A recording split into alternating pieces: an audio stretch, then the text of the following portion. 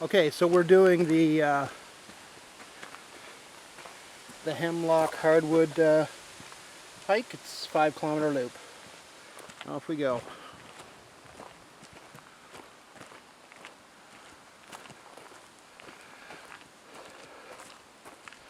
So, if you look on a map, you'll see that Kejimkujik National Park is massive.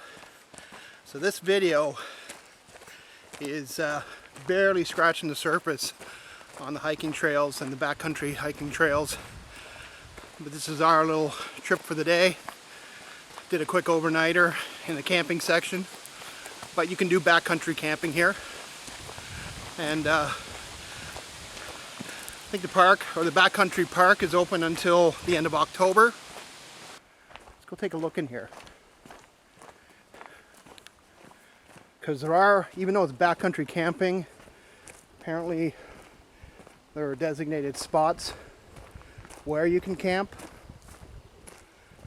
So this looks like one of them. So it is, you know, you're not roughing it as I've done many times.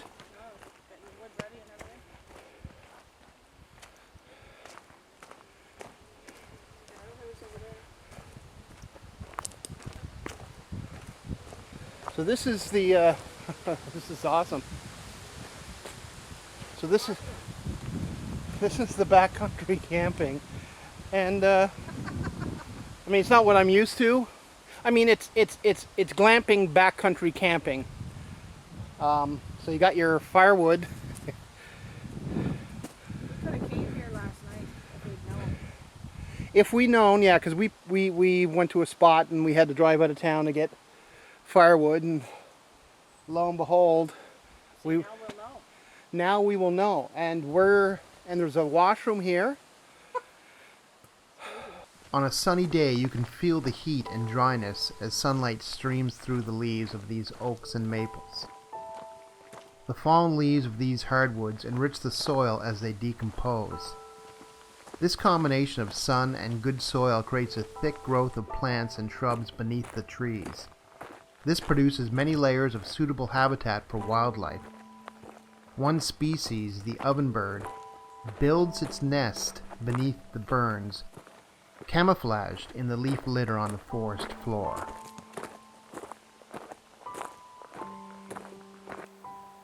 Lush moss covers this forest floor. The moss, made up of several species, thrives in the shade and moisture under the hemlocks. A unique orchid known as the checkered rattlesnake plantain also grows scattered throughout this forest. By nurturing the moss, hemlocks create conditions that benefit their own seedlings. Tiny hemlock seeds germinate and grow best in beds of cool and moist moss. Since moss is extremely sensitive to trampling, staying on the boardwalk is crucial. The future of this forest depends upon your respect for even the tiniest species.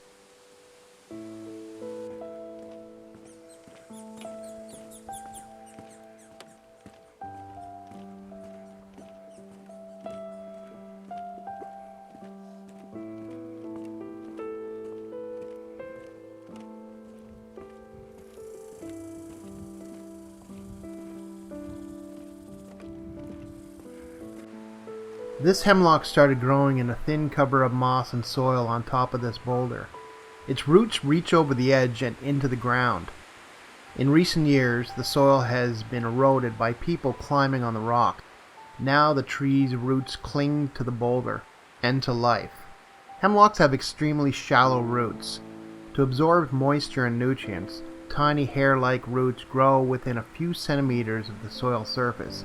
This allows hemlocks to grow in a thin soil but leaves them vulnerable to erosion and trampling.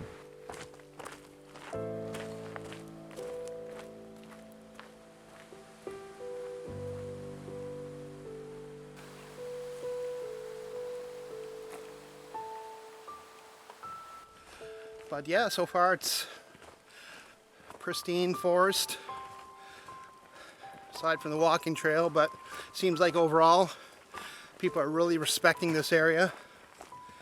I don't see a shred of garbage.